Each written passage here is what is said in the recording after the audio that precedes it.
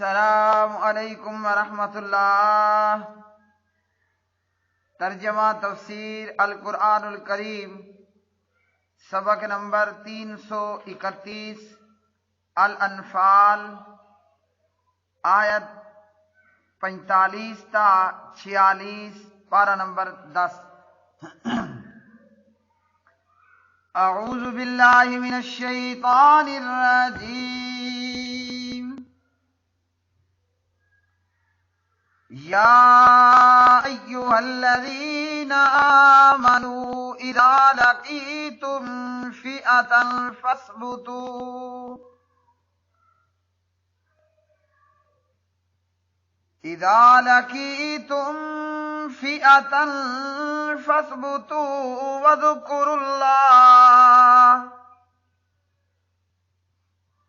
واذکروا اللہ کثیرا لعلکم تفلحون۔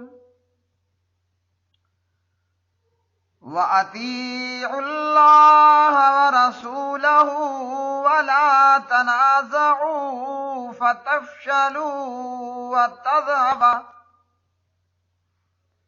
وَتَذْهَبَ رِيحُكُمْ وَاصْبِرُوا إِنَّ اللَّهَ مَعَ الصَّابِرِينَ۔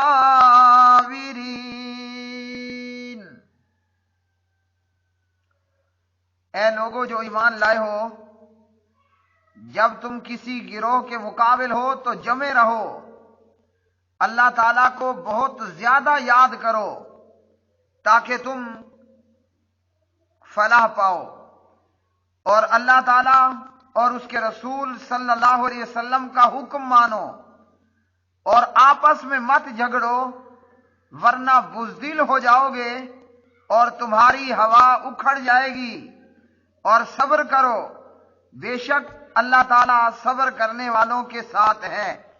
یا ایھا الذین، اے وہ لوگ جو آمنو ایمان لائے ہو، اذا جب لقیتم تم ٹکراؤ، فئۃً کسی جماعت سے، فاثبتوا تو ثابت قدم رہو، واذکروا اللہ اور یاد کرو اللہ تعالیٰ کو، کثیراً بہت زیادہ،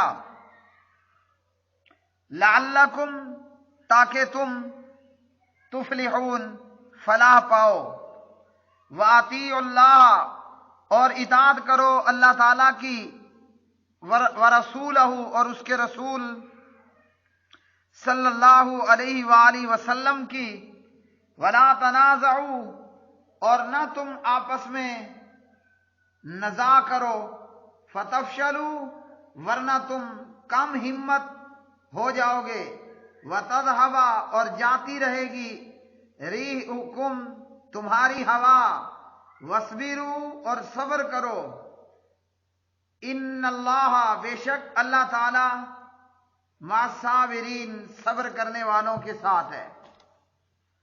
پیارے بھائیوں اور میری بہنوں،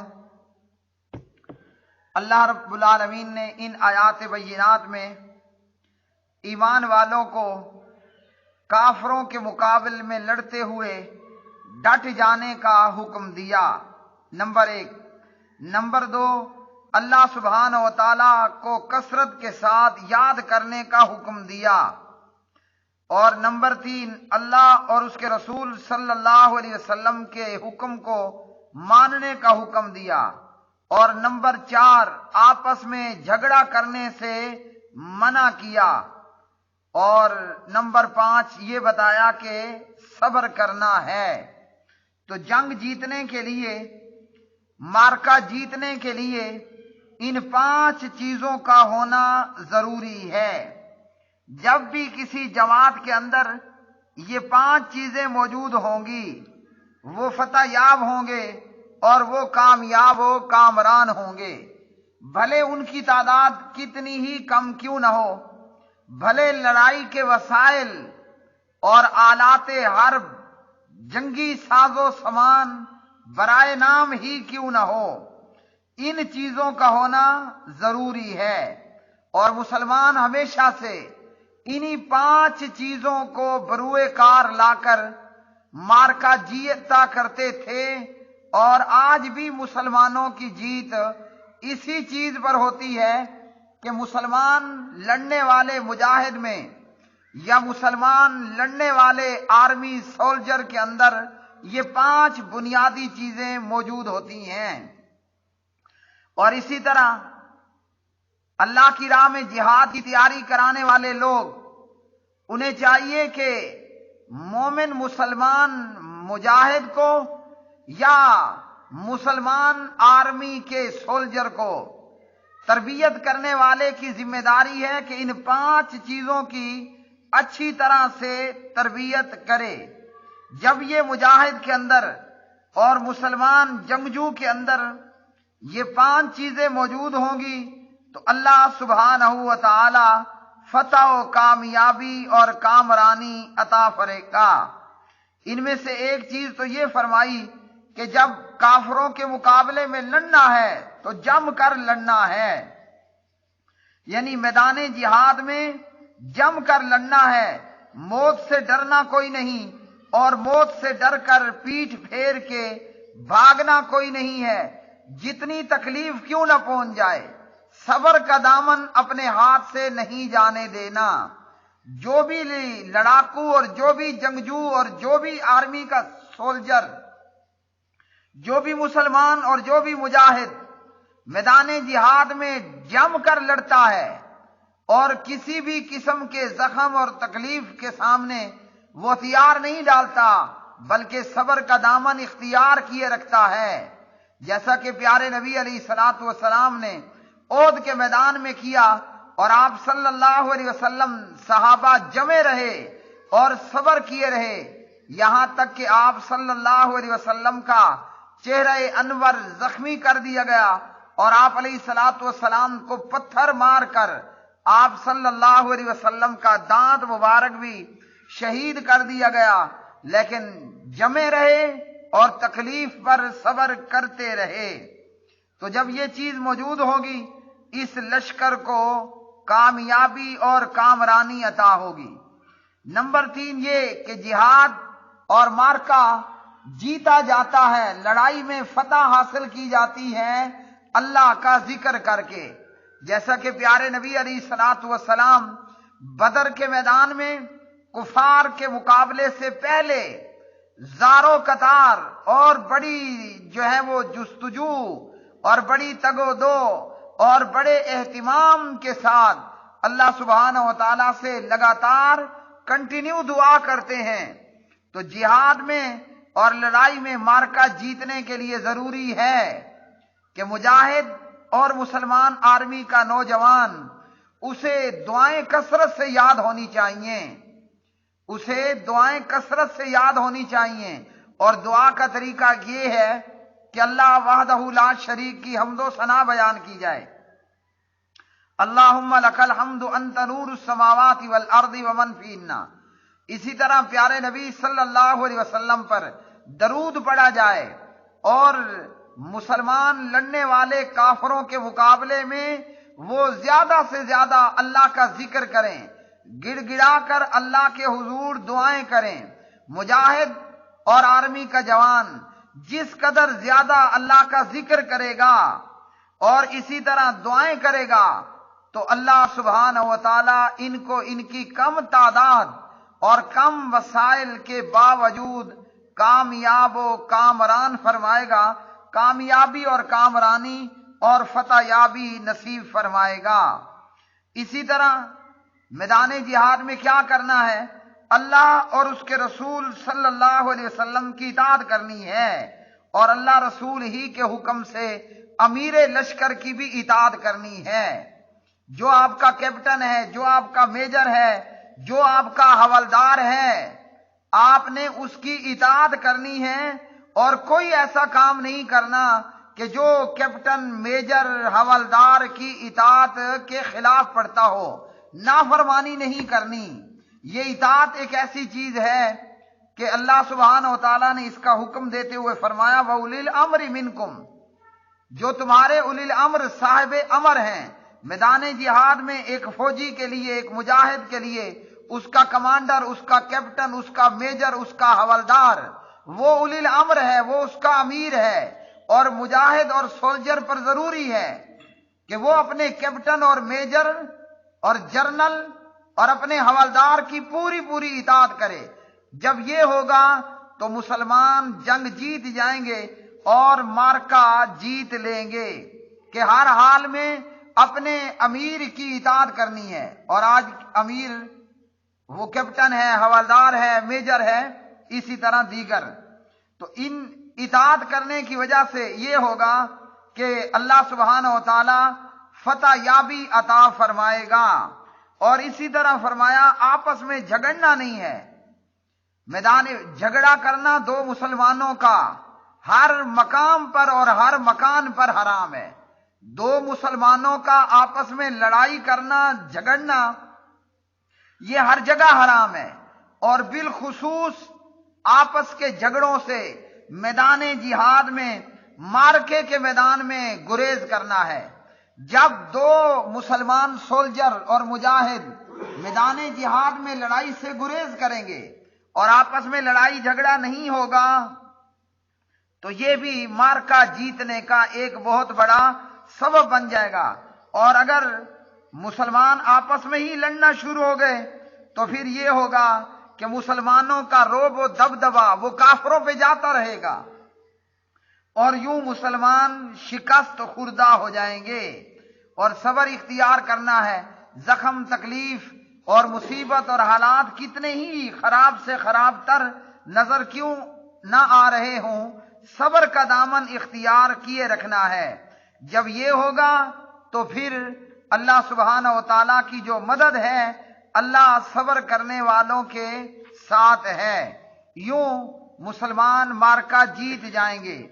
نبی علیہ الصلوۃ والسلام کے دور نبوت میں اور صحابہ کرام اور تابعین اور بعد کے بہت سارے دوروں کے اندر، ادوار کے اندر، یہی 5 چیزیں مسلمان جنگجوؤں، مجاہدوں کے اندر رہیں کہ ان لوگوں نے میدان جہاد میں خوب ڈٹ کے لڑائی کی اور بہت زیادہ ذکر اللہ کو یاد کیا۔ یعنی وہ دن میں اگر گھوڑے کی پشت پہ ہوتے تو رات پہ مسلح پہ کھڑے ہو کر اللہ سے دعائیں کرتے۔ اگر وہ مجاہد دن میں گھوڑے کی پشت پہ ہوتے، رات میں مسلح پہ کھڑے ہوتے اور اللہ سے دعائیں کرتے، یوں اللہ سبحانہ و تعالی ان کو کامیابی اور کامرانیاں عطا فرماتا، اور اسی طرح اپنے امیر لشکر کی اطاعت کرتے اور آپس کے جھگڑے سے اپنے آپ کو بچا کے رکھتے۔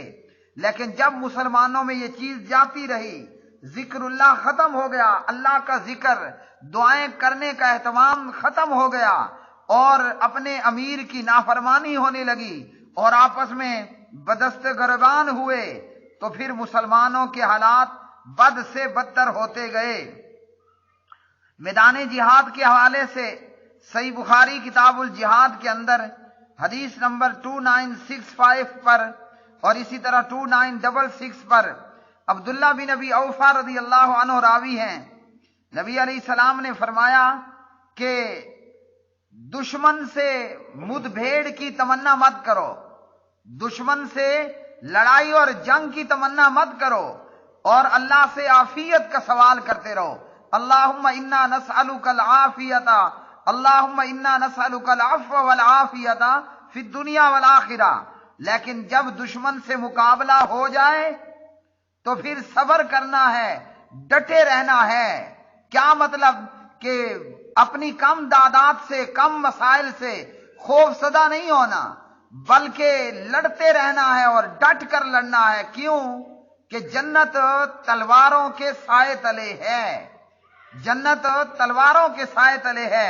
مطلب اللہ کی راہ میں لڑو گے، شہید ہو جاؤ گے، میدان جہاد میں تلوار چلاؤ گے، اللہ سبحانہ و تعالی تمہیں دنیا کے اندر بھی کامیابیاں عطا فرمائے گا اور غازی بن کے لوٹو گے، اور اگر گردن کاٹ دیے جاؤ تو شہید بنو گے۔ اور اللہ سبحانہ و تعالی نے شہداء کے لیے بھی بڑے بڑے انعام و اکرام تیار کیے ہیں۔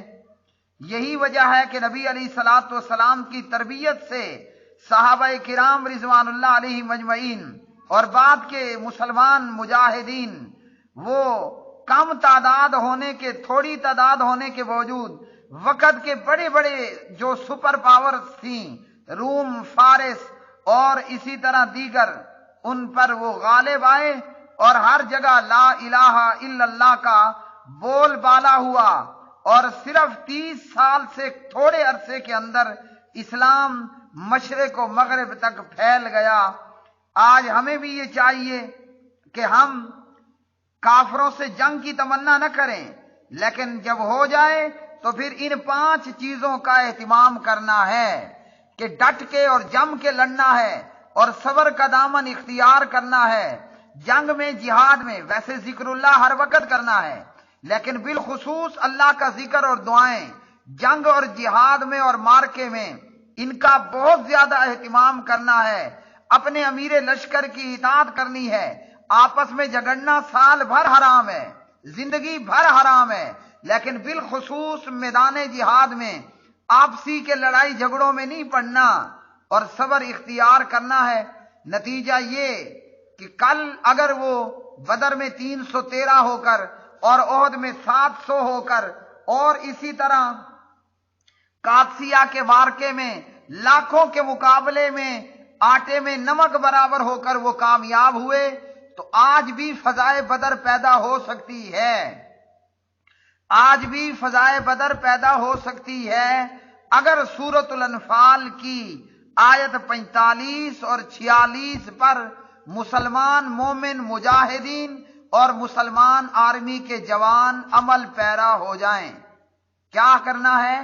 ڈٹ جانا ہے، صبر اختیار کرنا ہے، اللہ کا ذکر کرنا ہے، امیر لشکر کی اطاعت کرنی ہے اور آپس میں لڑنا اور جھگڑنا نہیں ہے۔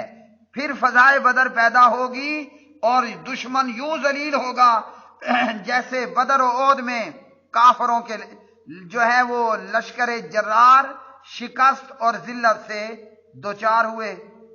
وآخر دعوانا ان الحمد للہ رب العالمین۔